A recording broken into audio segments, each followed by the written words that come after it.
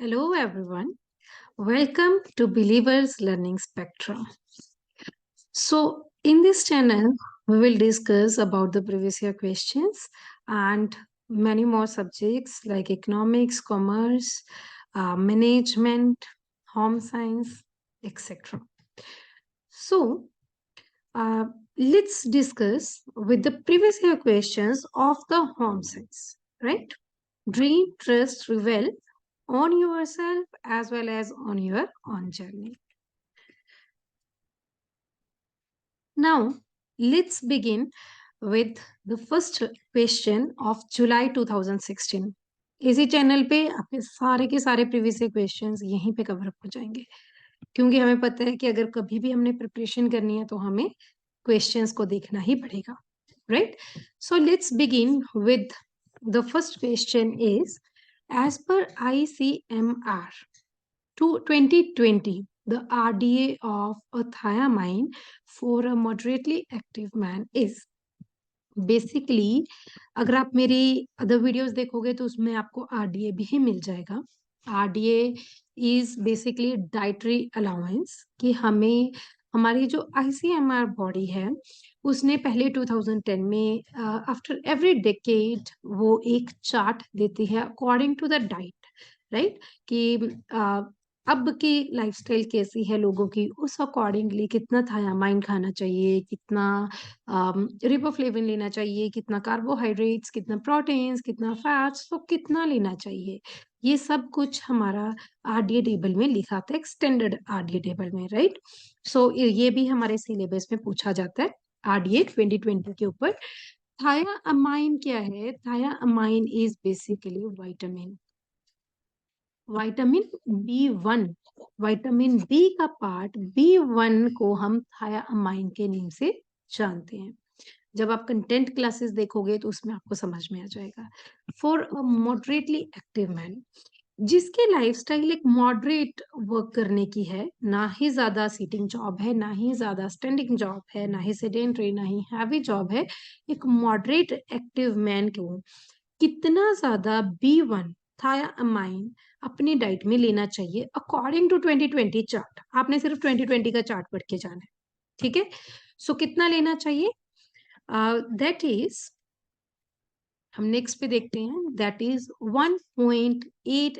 mg per day इसके ऊपर हर बार question आता है जब भी हम आरडीए पढ़ना नेसेसिटी है क्योंकि इसके ऊपर अगर आप हर एक प्रीवियस ईयर क्वेश्चन को एनालाइज करके देखोगे तो आपको क्वेश्चन ये वाला दिखाई देगा राइट ये जो क्वेश्चन था ये 2016 का था जब 2016 का क्वेश्चन था उस टाइम पे यहाँ पे 2010 लिखा हुआ था क्योंकि पहले 2020 से पहले जो स्टूडेंट्स एग्जाम देते थे वो 2010 के चार्ट को पढ़ के जाते थे बट आफ्टर 2020 के जो भी बच्चे एग्जाम देंगे वो बेसिकली 2020 के चार्ट को पढ़ के जाते हैं ठीक है सो आई होप ये क्लियर हो गया होगा यहीं से कुछ कुछ पॉइंटर्स आपको याद हो जाएंगे अब हमें ये तो याद हो गया कि मॉडरेटली एक्टिव मैन को B1 कितना चाहिए 1.8 mg पर डे चाहिए याद हो गया चलो next question Next question is following is an indicator of deterioration in quality of egg.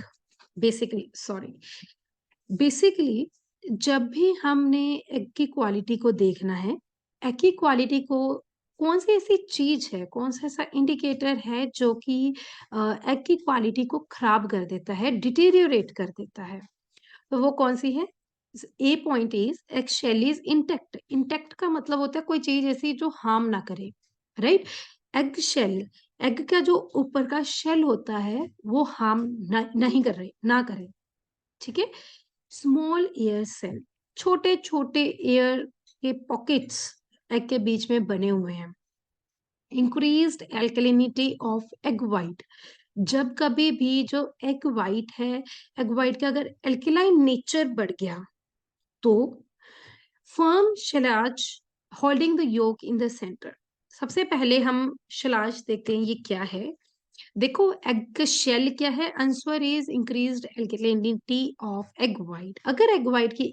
Alkalinity बढ़ गई एल्केलाइन नेचर बढ़ गया अगर एग व्हाइट का, तो हमारी जो एग शेल है वो खराब होना शुरू हो जाएगा, जो एग की क्वालिटी है वो खराब होनी शुरू हो जाएगी, right. What is this egg shell? ये देखो आप, एग शेल क्या है? सबसे टॉप लेयर जो एग के ऊपर होती है उसको एग शेल बोलते हैं। थिन एल्बुमिन, उसके नीचे थिन एल्बुमिन होता है। शलाज क्या है? बेसिकली ट्विस्टेड सी ऐसी, जो कि egg shell as well as yolk को पकड़ के रखने में काम करती है। एल्बुमिन क्या है? एक प्रोटीन जो कि एग में पाया जाता है, उसको एल्बुमिन बोलते हैं। थिक एल्बुमिन, जर्मिनल डिस्क और ब्लास्टोडिस्क। ब्लास्टोडिस्क इज जो उसके बीच में एक एम्ब्रियो होता है एग का, उसको ब्लास्टोडिस्क बोला जाता है, राइट। सो योक हो गया, वाइटलिन योक मेम्ब्रेन्स हो गई, देन अगेन शलाज आ गया, then shell membranes and air cells. Air cells क्या है? बेसिकली छोटे छोटे एयर को क्रॉस करने के लिए, सो दैट जो एम्ब्रियो है उसमें, सो दैट जो बेबी है उसमें एग के बीच में, उसको ऑक्सीजन मिल सके, इसके लिए ये एयर सेल बनी होती है, राइट। सो क्या एयर सेल डिटीरियोरेट कर सकती है quality of the egg? No. उस बेबी को ब्रीथ करने के लिए जो एम्ब्रियो उसमें प्रेजेंट है, एम्ब्रियो क्या है? जब हम चाइल्ड डेवलपमेंट पढ़ेंगे और अच्छे से समझेंगे, बट तब तक के लिए समझो, embryo is a kind of a baby, small baby, right. तो उसको ब्रीथ करने के लिए एयर पॉकेट्स की जरूरत है। Even egg shell is intact, अगर शेल है एग के ऊपर तो उसको वो हार्म नहीं करेगा कभी भी, वो क्वालिटी ऑफ एग को डिक्रीज नहीं करेगा, ठीक है। Then is firm chalazae holding the yolk in the center. अगर शलाज है तो वो अगर योक को पकड़ के रख रहा है तो वो अच्छी बात है, वो योक को होल्ड करके रख रहा है, वो क्वालिटी ऑफ एग को डिटीरियोरेट नहीं करेगा। सो डिटीरियोरेट करने के लिए क्या है? Increased एल्केलिनिटी of egg white. जब भी एल्केलाइन नेचर बढ़ जाएगा एग वाइट का, तो उसको हम एग डिटीरियोरेट हो जाएगा, उसकी क्वालिटी डिटीरियोरेट हो जाएगी। योक क्या है? ये येलो जो पोर्शन होता है उसको योक बोलते हैं। जो एग वाइट है उसके ऊपर एक एग वाइट वाइट कलर की क्लियर होती है, उसको एग वाइट बोलते हैं, ठीक है। अब वहां पे आपने क्या ध्यान रखना है? जब भी ऐसे क्वेश्चंस आते हैं तो आपको ये पता होना चाहिए कि क्वेश्चन नोट में पूछा गया है या यस में पूछा गया है। अगले क्वेश्चंस में भी यही पॉइंट आएगा। डिटीरियोरेट, खराब कर रही है, खराब क्या चीज कर रही है? या तो आप एक पॉइंटर ऐसा ढूंढ लो बीच में से जो कि आपका खराब कर रहा है, या फिर कुछ पॉइंट्स ऐसे ढूंढ लो जो कि सही है। जैसे कि एक्चुअल इज इंटेक्ट सही है, small air cell is small air cell, air pockets होनी नेसेसरी है एयर में, एग में। एंड फर्म शलाज, शलाज जो है वो पकड़ के रख रहा है योग को, तो it's good, right. So alkalinity बढ़ रही है, यही एक पॉइंट गलत है, तो यही हमारी क्वालिटी ऑफ एग को डिटीरियोरेट कर रही है, ठीक है। Next question, which of the following is not a type of buffet service? मैं बार बार बोल रही हूँ, नॉट लिखा हुआ है, डिटीरियोरेट लिखा हुआ है, नेगेटिव पॉइंट लिखा हुआ है, वहां पे क्वेश्चन को समझना, नेगेटिव में है क्वेश्चन या पॉजिटिव में है क्वेश्चन। अगर नेगेटिव में है, कौन सा ऐसा बफे सर्विस नहीं है? सबसे पहले समझो what is this buffet services. Basically buffet service is एक अलग जगह पे, जब कोई वेटर या वेट्रेस आके आपको सर्व नहीं करती, आप खुद उठ के टेबल के पास जाते हो, एक लॉन्ग टेबल के ऊपर खाना लगा होता है, जिसमें कि जिसमें खुद जाके आप अपने प्लेट में सर्व करते हो खाने को, तो उसको हम बफे बोलते हैं, राइट। सो कहीं भी हो सकता है, पार्टी ओकेजन भी हो सकता है या पब्लिक ओकेजन पे भी हो सकता है। अब देखो, फिंगर बफे कौन सा होता है? Finger buffet is a displayed buffet. बहुत सब कुछ डिस्प्ले किया गया है, बट सिर्फ फिंगर से जो आप खा सकते हो, जैसे कि हम फिंगर चिप्स की बात कर लें, जो भी फूड को आप फिंगर से खा सकते हो, तो उसको हम फिंगर बफे बोलते हैं। फोक बफे, फोक बफे बेसिकली लोग खड़े होके भी खा लेते हैं, जिसको सिर्फ और सिर्फ हम फोक से खा सकते हैं, वो फोक बफे होता है, right. And full buffet, full buffet seating लगी होती है, आपने खाना डाला अपना और आप जाके बैठ गए कहीं पे, सीटिंग लगी हुई है वहां पे, और वहां पे आपने जब खाने को खाया, तो उसको हम फुल बफे बोलते हैं। ट्रेड बफे, ट्रेड बफे कोई भी बफे नहीं होता, राइट। ये क्लियर हो गया? तो हमारा क्वेश्चन क्या था? Not a type of buffet service. Finger buffet तो होता है, फुल बफे भी होता है, अब हमने देख लिया फोक बफे भी होता है, सिर्फ ट्रेड बफे नहीं होता। Next question, which of the following is not a design repeat. ये बेसिकली टेक्सटाइल का क्वेश्चन है। तो ये क्या है, एक डिजाइन जो कि रिपीट नहीं हो रहा। अब फिर से क्वेश्चन में क्या है, नोट नेगेटिव सेंस में क्वेश्चन है, नोट डिजाइन रिपीट। अगर मैं एक फ्लावर बना रही हूँ और वही फ्लावर अगर तो मैं रिपीट कर रही हूँ बार बार, तो that is what a design repeat. इसी का ये एक और पैटर्न बन गया सेम, इसी का यहाँ पे एक और पैटर्न बन गया, तो इसको हम बोलते हैं डिजाइन को रिपीट करना, राइट। अब हमारा ऐसा कौन सा है जो डिजाइन को रिपीट नहीं करता? इसमें ये बहुत इजी क्वेश्चन था। इजी क्वेश्चन क्यों था? हाफ ड्रॉप, मैं आपको इमेजेस भी दिखाती हूँ। इसका आंसर वैसे है प्रपोर्शन। हाफ ड्रॉप इज, देखो हाफ ड्रॉप कैसा है, अगर मैं ऐसा कुछ बना दूं तो ये भी तो हमारा रिपीट हो रहा है, right. This is what the half drop is. अगर आपने नीटिंग में देखा होगा, नीटिंग में ऐसा कुछ बना होता है, वो भी तो हाफ ड्रॉप है। कुछ ड्रॉप, ड्रॉप जो है उसका हाफ पैटर्न वो बार बार रिपीट हो रहा है। मिरर, आप इस इमेज में देखो, एक सीजर का मिरर इमेज ये सीजर सीजर की मिरर इमेज ये है, that is what the mirror repeat is. Brick देखो, एक brick, second brick, third brick, ये भी तो रिपीट हो रहा है। What is this proportion? Proportion is basically, अगर मैं बोलूं 2:2, एक मेरे पास सर्कल है, उसको इक्वल अमाउंट में मैंने डिवाइड कर दिया, तो that is the proportion.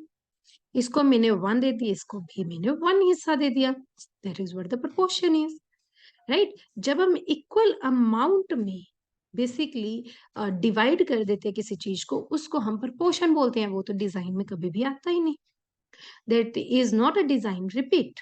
Clear? इसीलिए इसका answer is proportion. Last question देखते हैं। फिर से हमारे पास question is not a primary property. या तो प्राइमरी प्रॉपर्टी कौन सी है वो ढूंढ लो, या फिर आप क्वेश्चन में ढूंढ लो जो आपकी प्राइमरी प्रॉपर्टी नहीं है। ठीक है, which of the following is not a primary property of a fibre. कौन सी आपकी प्राइमरी प्रॉपर्टी नहीं है फाइबर की? Answer is density, right. So पहले देखो प्राइमरी प्रॉपर्टी कौन सी है। एक सिंपल सा आपको मैं निमोनिक बताती हूँ प्राइमरी प्रॉपर्टी को याद करने का। हमारे पास सिर्फ 5 प्राइमरी प्रॉपर्टीज हैं। 5 प्राइमरी प्रॉपर्टीज का निमोनिक है सुफ्त। हम बोलते हैं ना सॉफ्ट, सॉफ्ट का हमने बना लिया सुफ्त। सुफ्त में क्या है? एसिस, स्पिनिंग या फिर cohesiveness. U is uniformity, F is flexibility, T is tenacity या फिर strength, it is high length to width ratio.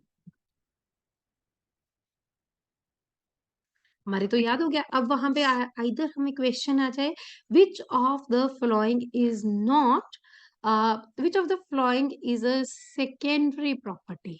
यहाँ पे अगला क्वेश्चन ऐसा भी आ सकता है, कौन सी ऐसी है जो सेकेंडरी प्रॉपर्टी है? तो देखो ये तो तीनों है हमारी प्राइमरी। अब हमने यही देख लिया, सुफ्त से याद कर लिया।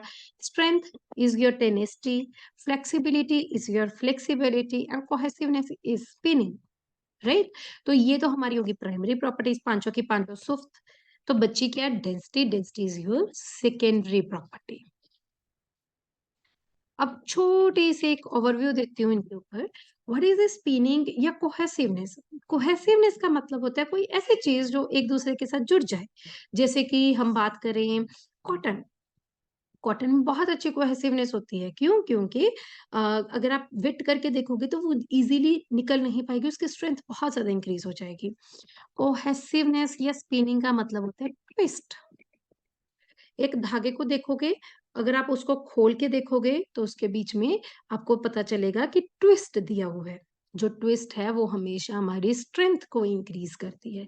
जितना ज्यादा ट्विस्ट देते जाएंगे उस फाइबर का उतने ज्यादा स्ट्रेंथ बढ़ता जाएगा। Tenacity is your strength. कितनी स्ट्रेंथ है एक धागे के बीच में, that is what the tenacity is. Uniformity, जब भी हमने वीव करने हैं तो हमें हमेशा ही अपने यार्न्स को यूनिफॉर्म होने चाहिए, एक पैरेलल होने चाहिए इस तरह से, तभी हमारी अच्छी वीविंग होगी, राइट। फ्लेक्सिबिलिटी, कभी देखा है कपड़ा कभी ऐसे इतना स्टिफ हुआ है कि आप उसको फोल्ड करके कभी अलमीरा में नहीं रख पा रहे हो, कबर्ड में नहीं रख पा रहे हो? फ्लेक्सिबिलिटी इज प्लायबिलिटी इज, को इवन आप प्लायबिलिटी के नेम से भी देख सकते हो, राइट? सो एक सेकेंड, इसको इवन आप प्लायबिलिटी या फिर फ्लेक्सिबिलिटी के नेम से भी देख सकते हो, ठीक है? सो ये बेसिकली क्या बताते हैं आपके, कितना फ्लेक्सिबल है धागा। Last is high length to width ratio. क्या कभी ऐसा देखा है धागा हमेशा ऐसा होता है या फिर ऐसा होता है? धागा हमेशा ऐसा होता है। लेंथ ज्यादा होगी, विड्थ कम होगी। लेंथ अगर 100 है तो विड्थ 1 होगी। 100:1 की मात्रा में हम लेंथ टू विड्थ रेशियो देखते हैं। हम धागा उसी को बोलेंगे, फाइबर उसी को बोलेंगे जिसमें एक लेंथ ज्यादा होगी और विड्थ उसकी कम होगी, उसी को हम बेसिकली फाइबर बोलते हैं, राइट? ये हमारे पास कुछ प्राइमरी प्रॉपर्टीज हैं, इज सॉफ्ट, सॉफ्टेज, स्पिनिंग या कोहेसिवनेस, यूनिफॉर्मिटी, फ्लेक्सिबिलिटी या प्लायबिलिटी, टेनेसिटी या फिर strength. High length to width ratio is H. I hope ये समझ में आ गया होगा। और इसका answer not a primary property, ये तो तीनों हमारी प्राइमरी प्रॉपर्टीज है, तो ये हमारी सेकेंडरी प्रॉपर्टी है। What does this density means? Density का मतलब होता है मास पर वॉल्यूम। एक सिंपल वर्ड में अब मैं आपको बोलूं, धागा कितना थिक है या कितना थिन है, टेल्स द डेंसिटी। बस, दैट्स इट। आई होप आपको ये 5 क्वेश्चन समझ में आ गए होंगे। इन्हीं क्वेश्चंस में बहुत सारे कंसेप्ट छुपे हुए हैं। तो अगर आपको वीडियो अच्छी लगी हो तो please like, share and subscribe our video. Thank you so much everyone.